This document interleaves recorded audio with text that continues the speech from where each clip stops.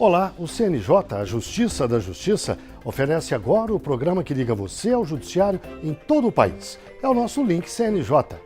E nesta semana temos uma entrevista especial com Marcelo Mesquita, juiz auxiliar da presidência do Conselho Nacional de Justiça. Ele fala dos benefícios que o Banco Nacional de Monitoramento de Prisões traz para a sociedade. O BNP se torna um grande GED, que na informática a gente chama de gerenciamento eletrônico de documentos. Além da entrevista, o programa vai mostrar: a técnica alemã constelação familiar é cada vez mais usada pelo judiciário brasileiro para resolver conflitos. O Banco Central e o Judiciário investem no Bacenjude. O recurso agiliza o envio de ordens judiciais ao Sistema Financeiro Nacional. O Tribunal de Justiça da Paraíba se destaca na aplicação das audiências concentradas para facilitar a adoção de crianças e adolescentes que vivem em abrigos. E ainda as notícias dos tribunais pelo país.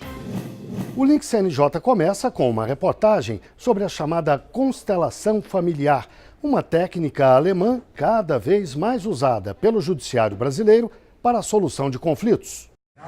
O semblante é de concentração.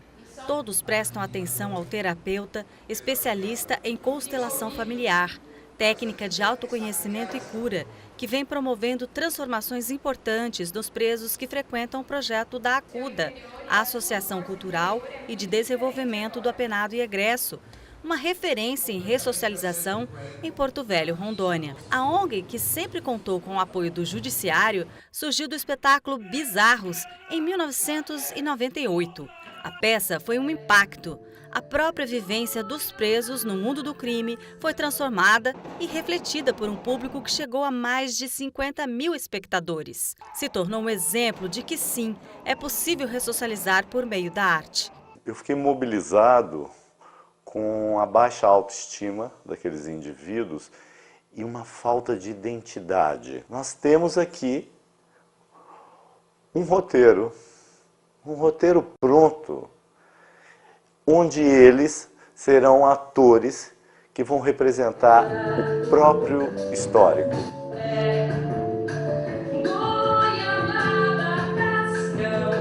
Desde então, a ACUDA vem promovendo inúmeras atividades na busca pela reintegração de fato do preso à sociedade. É o caso de Pedro, um dos pioneiros no trabalho.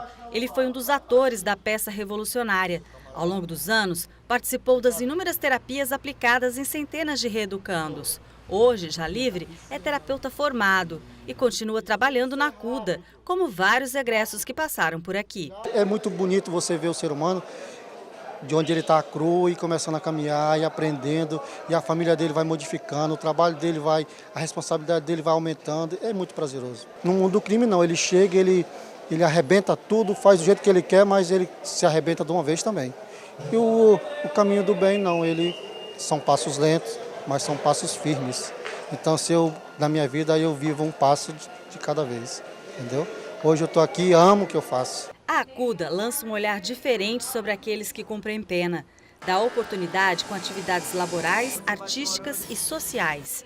E olha que são muitas. Cerca de 100 presos, muitos deles do regime fechado, frequentam diariamente atividades como a marcenaria, cerâmica, tapeçaria, crochê, oficina mecânica. Aqui vão tecendo um novo destino que os afasta da criminalidade. Mas tudo isso não seria eficiente se não houvesse o trabalho terapêutico. Além da constelação familiar, gestalt, enneagrama, yoga, massagem ayurvédica, reiki, cone chinês, banho de argila, ervas medicinais, todas as possibilidades para o autoconhecimento e consequente transformação interior. Os frequentadores aproveitam as oportunidades para a certeza de poder contar com mais um instrumento para a conquista de uma vida digna após o cumprimento da pena. Valdemir agarrou a chance. Quando eu estava confinado, eu descobri que eu precisava me conhecer. E quando eu ouvia falar que a ACUDA fazia isso, que a ACUDA trabalhava isso, trabalhava a sua pessoa, a sua própria pessoa, não te tratava como preso, eu resolvi me esforçar mais para poder chegar até aqui onde estou hoje, na ACUDA. Aqui nós não olhamos para o artigo da pessoa, aqui nós não olhamos para o preso, aqui nós olhamos para a pessoa. né? Aqui a gente olha para o ser humano. Isso o projeto Acuda me ensinou. Isso para mim é novo. O esforço para diversificar se tornou metodologia e também o grande trunfo do projeto. Eles têm se estruturado internamente, porque eles passam a conhecer de onde vem parte de seus problemas, dessa questão da desestrutura de sua família, dos seus antepassados. Então a gente tem percebido essa mudança neles em reatar com sua família, em reatar com o seu convívio social, com as pessoas ao seu redor e com o ambiente que eles estão hoje. Para o juiz Sérgio William, membro do Grupo de Monitoramento e Fiscalização do Sistema Prisional em Rondônia, a Acuda mostra que não importa a condição ou posição na sociedade, o ser humano merece ser respeitado em seus direitos mais básicos. É um modelo extremamente eficiente que já comprovou essa eficiência e colaborou muito para o sistema penitenciário nos momentos de crise. Eu fui juiz da VEP por quase 8 anos. Nesse período, a Acuda era, na verdade, assim, um oásis, né, de esperança para esse nosso sistema. Então, é um modelo que eu recomendo, acho muito inteligente e eficiente. Agora vamos ver a entrevista com o juiz auxiliar da presidência do CNJ, Marcelo Mesquita. O programa Link CNJ tem falado com frequência sobre o novo Banco Nacional de Monitoramento de Prisões. Esse sistema vai permitir que o brasileiro conheça em tempo real e com exatidão a população carcerária do país. Doutor Marcelo, começo perguntando para o senhor o que é o Banco Nacional de Monitoramento de Prisões e do que ele difere do antigo banco que cuidava dos mandados de prisões. O BNMP-1, né, que a gente chama, ele tratava tão somente como o nome diz, dos mandados de prisão. Era basicamente um banco onde se alimentavam tão somente os mandados de prisão. E passou por uma evolução, porque vimos que meramente colocar os mandados poderia gerar alguns números não fiáveis, não confiáveis, na medida em que eu tenho um documento, que é o mandado de prisão, mas eu não tinha um outro documento para dar baixa nesse mandado de prisão. E como é que era dado baixa? Então, uma vez que o magistrado revogasse aquela prisão, concedesse uma liberdade ou mandasse recolher em verdade aquele mandado, o servidor teria que ir lá no sistema e dizer, olha, foi revogado. Isso às vezes nem sempre acontecia. Tá? Então o que a gente viu? Olha, é necessária a criação de um banco, né, onde eu tenha todos os documentos necessários para a entrada e saída da pessoa do sistema prisional. E a evolução foi justamente essa.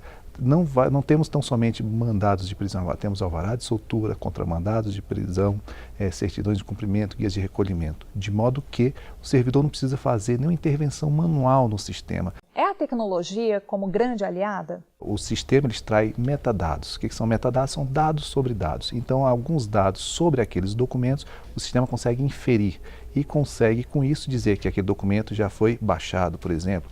Consegue exarar, dizer qual é o status do preso. Está preso, está solto, o status da pessoa dentro do banco. Os status da peça, né, daquele documento, aquele documento está ativo, foi cancelado, ou seja, realmente o BNMP se torna um grande GED, né, que na informática a gente chama de gerenciamento eletrônico de documentos. É possível que um agente de fiscalização de trânsito, por exemplo, aqui no Distrito Federal, descubra durante a fiscalização que essa pessoa fiscalizada tem um mandado de prisão em aberto lá no Rio Grande do Norte? Sim, é possível e já aconteceu.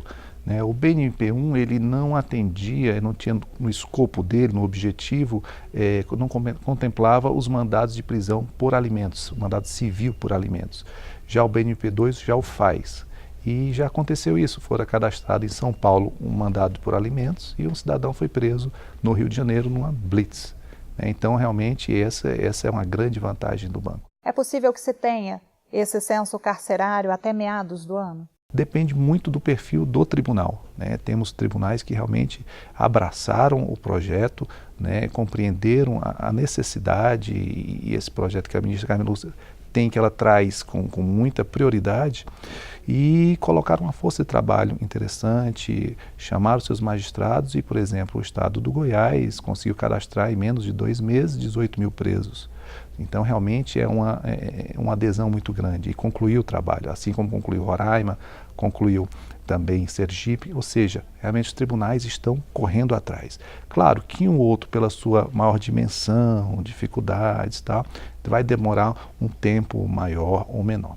Então, tendo isso em consideração, a ministra Carmen tem um prazo para maio estar realmente o banco devidamente alimentado, né? Essa é a nossa expectativa de que tenhamos alimentação do banco. Porque tu falaste aí do censo. O censo, na verdade, já seria informação, já seria extrair o conhecimento do banco. Num primeiro momento, a gente está alimentando esses documentos, né? Mandados de prisão, alvará de soltura, guias de recolhimento. Ou seja, a gente está alimentando de dados esse banco. E aí, num segundo momento, a gente vai começar a extrair informação e conhecimento, que seria justamente o censo, né? Que seria o que? Dizer, onde estão as pessoas, qual é o quantitativo de provisórios, qual a natureza dessas prisões, qual o status de cada uma dessas pessoas. Então, realmente, isso vai sendo construído. Mas acredito sim que até meados do meio do ano, certamente, a gente vai estar com uma visão geral muito próximo da totalidade do nosso universo de presos no Brasil. É possível, com esse banco, se ter uma noção também de um censo carcerário das mulheres grávidas ou lactantes ou dos menores infratores que cumprem medidas socioeducativas? As possibilidades e ferramentas são muitas, tá? Você falou aí dos menores, adolescentes em conflito da lei. Também é possível que a gente venha no futuro agregar. Nesse momento, não. Nós delimitamos, passamos a regras, estabelecemos um escopo, um objetivo. Qual foi? Cadastrar as pessoas, esses documentos de pessoas que estão inseridas no sistema prisional. No primeiro momento foi isso, né? Ou seja, somente interessa ao banco agora quem está dentro do sistema prisional, em unidades prisionais, né? Tanto é verdade que nesse momento quem está solto não vai ser monitorada pelo BNMP. Queremos chegar lá? Chegaremos. Mas aí a gente tinha que estabelecer algumas etapas, né? Alguns andaimes. O primeiro andaime é estabelecer, sabermos de fato quantos são os presos no Brasil. 650, 700, 750, a ministra Carmen nos fala muito isso. É uma diferença muito grande, né? Você não é uma margem de erro de 1%, 0,5%, é realmente um elastério muito grande. Então, nosso primeiro escopo é esse. Findo isso daí, a gente pode estabelecer outros objetivos, outros escopos para o banco. Dr. Marcelo, agradeço muito a participação do senhor aqui no Link CNJ e até uma próxima oportunidade. Muito obrigado, que agradeço e a satisfação. No próximo bloco vamos ver: o Banco Central e o Judiciário investem no Bacenjude. O recurso agiliza o envio de ordens judiciais ao Sistema Financeiro Nacional. Até já.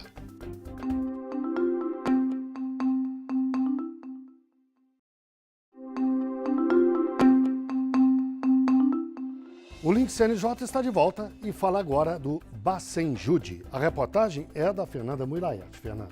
Guilherme, Bacenjude é a junção de duas siglas de instituições, o Banco Central e o Judiciário. O sistema interliga o Judiciário ao Banco Central e as demais instituições bancárias. Tudo isso para agilizar aí o envio de ordens judiciais ao Sistema Financeiro Nacional pela internet. 3 bilhões e 900 milhões de reais. O montante foi recuperado este ano pelo Bacenjude no pagamento de dívidas sentenciadas. O sistema eletrônico ajuda no cumprimento de bloqueio de valores. Antes, os magistrados enviavam ordens escritas ao Banco Central e o cumprimento demorava em média 60 dias. Agora, com a penhora online, a ordem judicial é expedida em menos de 24 horas. No passado, os bloqueios judiciais envolviam apenas as contas correntes. Com o tempo, a penhora online foi ampliada para as contas poupança e de cooperativas de crédito. E desde o início de abril, os investimentos de renda fixa também passaram a ser alvo das ordens judiciais.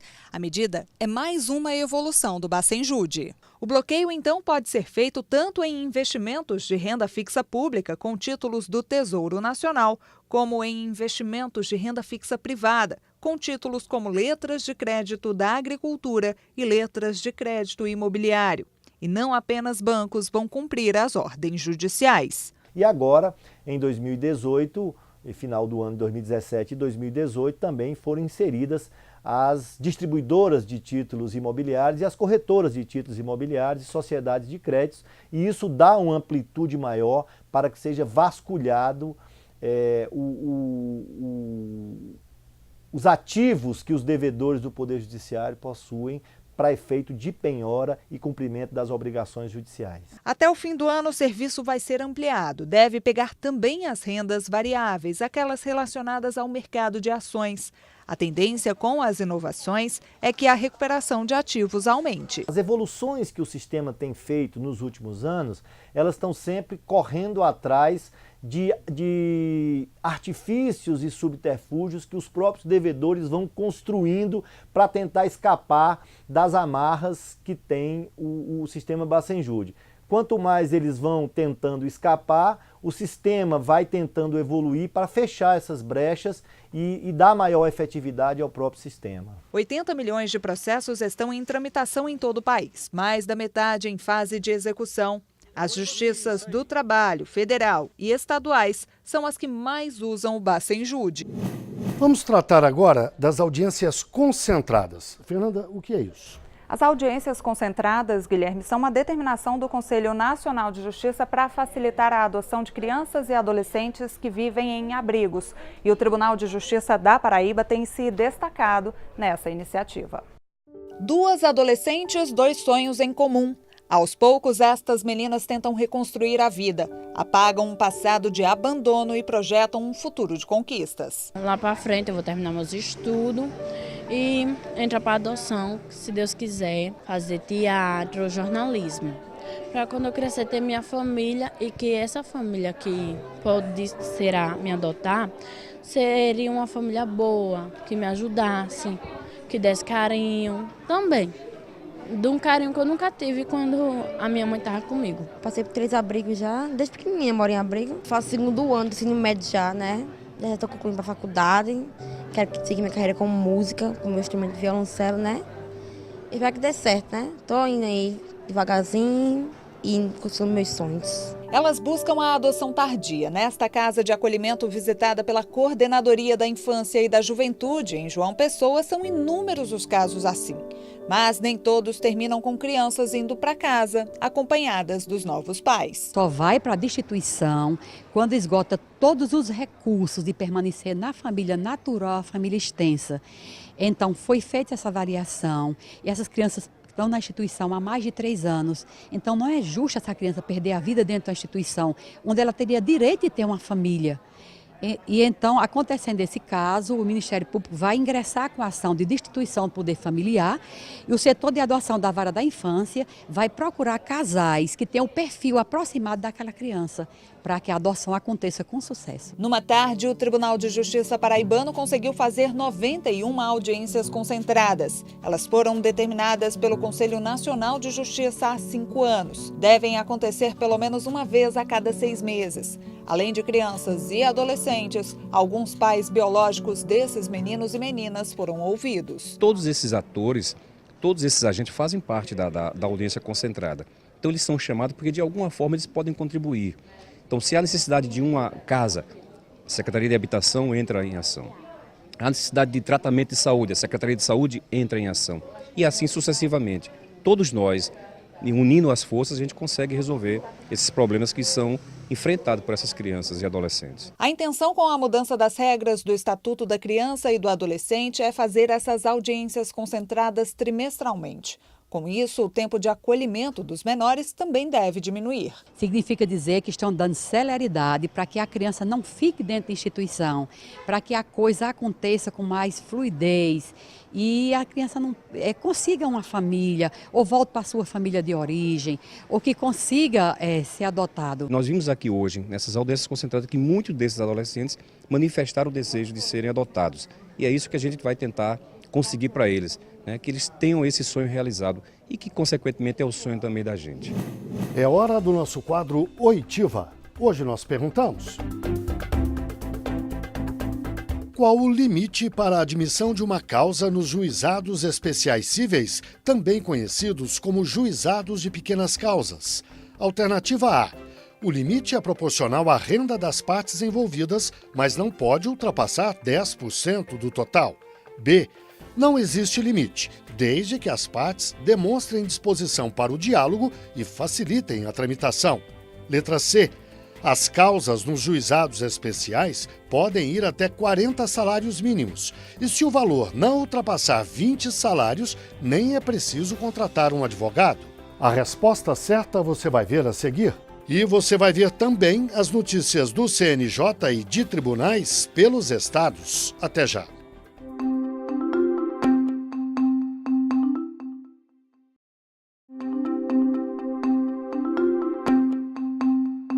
O Link CNJ está de volta com a resposta do nosso quadro Oitiva. Hoje nós perguntamos: qual o limite para a admissão de uma causa nos juizados especiais cíveis, também conhecidos como juizados de pequenas causas? A resposta certa é a da letra C. As causas nos juizados especiais podem ir até 40 salários mínimos. E se o valor não ultrapassar 20 salários, nem é preciso contratar um advogado. As causas mais comuns nos juizados especiais envolvem dívidas, pequenos acidentes de trânsito e relações de consumo. Agora vamos ver notícias do CNJ. Na última sessão, os conselheiros decidiram por unanimidade abrir um processo administrativo disciplinar contra o juiz José William Veloso Vale. O magistrado da 2ª Vara da Comarca de Campo Maior, no Piauí, foi afastado do cargo há 7 anos. Ele é acusado de vender sentenças que envolviam a Prefeitura de Nossa Senhora de Nazaré. A defesa alegou que a investigação estava prejudicada porque o juiz requereu aposentadoria voluntária. Mas os conselheiros entenderam que isso não é um obstáculo para a continuidade da apuração. A presidente do STF e do CNJ, ministra Carmen Lúcia, se reuniu com representantes do Conselho Nacional de Procuradores-Gerais de Justiça. Eles discutiram a ampliação da Semana pela Paz em Casa. A campanha foi criada em 2015 como um esforço concentrado para o julgamento de casos de violência doméstica e familiar contra as mulheres. A ministra pediu empenho para a realização de mais sessões de Tribunal do Júri, nas 3 edições anuais da semana. Os casos de feminicídio estão no centro das atenções. 900 mil processos sobre violência doméstica tramitam na Justiça brasileira. O Conselho Nacional de Justiça mantém as visitas aos presídios femininos. Agora foi a vez da equipe liderada pela juíza Andremara dos Santos conhecer 2 estabelecimentos penais do Paraná. Entre as 1.424 detentas do estado, 16 estão grávidas e 7 em fase de amamentação. Há ainda 7 bebês vivendo no Complexo Médico Penal ou na Penitenciária Feminina de Piraquara. Durante a visita, um dos problemas constatados foi a falta de integração entre os presídios e a Vara da Infância e da Juventude. As idas às penitenciárias brasileiras foram determinadas pela presidente do Supremo e do CNJ, ministra Carmen Lúcia, e acontecem desde o fim de janeiro. É hora do Giro pelo Brasil. As notícias que chegam de todas as regiões do país. Uma nova versão da plataforma de mediação virtual de solução de conflitos vai tornar mais eficaz a celebração de acordos judiciais e extrajudiciais. As propostas de aperfeiçoamento foram apresentadas pelo Comitê do Sistema de Mediação Digital do CNJ a representantes do Banco Central e da Federação Brasileira de Bancos. Entre as mudanças previstas na versão 2.0 estão a busca por empresas na plataforma sem a necessidade de login e a emissão do extrato da mediação aberta. O ministro do Supremo Tribunal Federal, Roberto Barroso, negou um mandado de segurança de uma técnica judiciária que queria acumular o cargo público com a titularidade de serventia judicial. Com a decisão, ele manteve o entendimento do Conselho Nacional de Justiça. A servidora terá então de optar pelo cargo do Tribunal de Justiça de Pernambuco ou pela outorga da delegação do primeiro ofício da comarca de Bezerros. A servidora alegava que tinha licença para interesse particular de forma não remunerada. Para Barroso, a impossibilidade de acumulação de cargos se mantém mesmo com a concessão da licença, já que o benefício não descaracteriza o vínculo jurídico do servidor com a administração. O Conselho Nacional de Justiça quer confirmar o perfil das mulheres que compõem a magistratura brasileira.